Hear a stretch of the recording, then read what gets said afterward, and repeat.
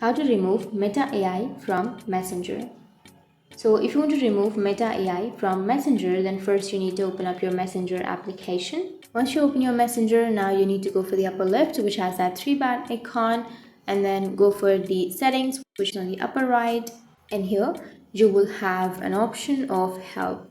So you need to simply go for the help, and then you can search for remove Meta AI, and you may get some help under your Messenger to remove that.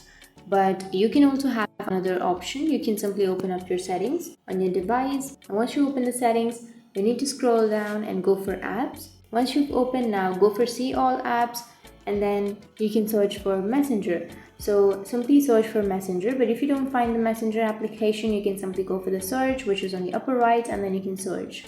So if you find the Messenger, tap on the Messenger, and under Messenger you can go for storage and cache, and go for clear cache and clear storage. So once you tap on clear cache and clear storage, your problem will be fixed, and that's how you can remove your Meta AI from your Messenger. And if you have any questions, feel free to comment below. Thanks for watching.